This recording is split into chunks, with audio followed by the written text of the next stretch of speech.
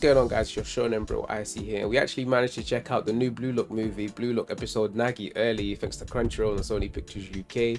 Shout out you guys, man. I love you guys. I love coming up to the office. I actually love these experiences, man. I love linking up with my fellow creators. We vibe, we chat, we enjoy anime. We, watch the movie in a nice, intimate setting. It's quite cool. It's quite cool. But enough of that. I know you guys are here for the review, so let's get straight into this one. Obviously, if you like the video, make sure to like, comment, subscribe, and we'll definitely bring you more. Before we start, I do want to let you guys know this is a spoiler-free review, so rest assured, and you can enjoy the review without worrying about anything getting spoiled for you. But let's get into the plot. So as the title states, it is called Blue Lock episode Nagi. It is about Nagi and his journey throughout Blue Lock. We get a deeper dive into him as a character, and we see more of his relationship with Rail. And I'm not speaking for just myself when I say, as an anime watcher, I kind of was a bit more interested in how Rail actually motivated Nagi to play in Blue Lock, especially since he had such a lax attitude and he was kind of like a lazy genius.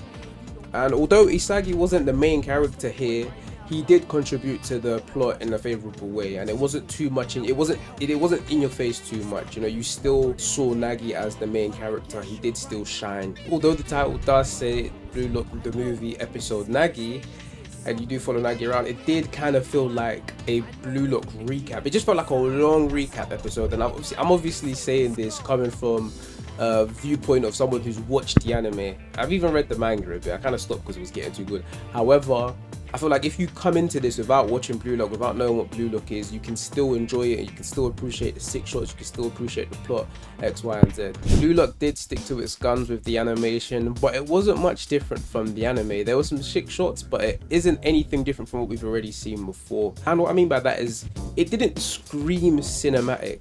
Obviously, this is being marketed as a movie. It's a movie, we're watching it in cinemas. I didn't really get the cinematic feel with some shots, but that's not to say that they weren't good. It's not to say that they weren't at a high standard. And towards the end post-credit scene, the animation did dip a bit. There was a scene where it kind of looked like still images just moving up and down. It was kind of lackluster.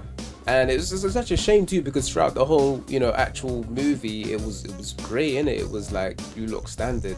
Overall, the animation was still crisp. I mean, regardless of it not being cinematic and that post-credit scene, the animation was still good. It was still crisp. As a Blue Lock fan, we all know they haven't lacked on it throughout the series.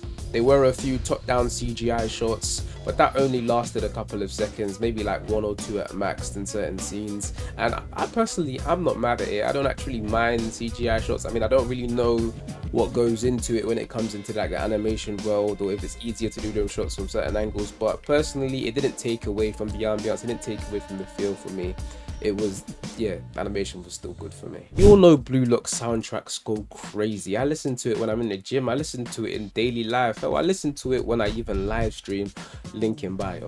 Make sure you go follow up the Twitch, guys. Listen, I know that was a shameless plug, but I don't care. Go follow up the Twitch. But overall, they didn't disappoint. The OSTs did go crazy, and I really enjoyed it, to be fair. It really, like, hearing certain OSTs and in certain hype moments really lock you in. Like, they really lock you in. The artist went crazy on the soundtrack, I can't lie. We did see some good character development between Nagi and a couple of other supporting characters, which was pretty cool. It was cool watching from a different perspective. Obviously, in the anime, we follow IceyAyyz, which is the main character. We follow his struggle from being just an ordinary average player to one of the greatest. But this was a bit different. We followed a natural born genius who doesn't even really try hard, but still be really good. It was actually a bit different looking at it from the other end of the spectrum, but it was still fun, it was still hype, and it just made me feel a bit different. And I don't say this in a bad way. For a movie, I was satisfied, and I am excited to see what season 2 brings us, which is actually coming out in October, I think. We'll see if I'm wrong, someone correct me in the comments. So other things that kind of caught my attention that I wasn't really a fan of were, there were certain scenes that were just scenes cut from the anime, and you just had like an OST in the background. I kind of wanted to see a bit more. I think that kind of added to the feeling of this just being a big long recap episode. And obviously, I mean, if it's the same anime, if it's the same kind of facility that they're in, but from another person's point of view, it might feel like that depending on how it's been done. But yeah, these were certain things that I didn't really want to see these scenes again. I wanted to see a bit more. I wanted to see something a bit new. But yeah, that was just something that stuck out to me that I didn't really fancy, but that's just obviously my opinion. Blue Lock the Movie episode Nagi is out in UK cinemas Wednesday the 3rd of July.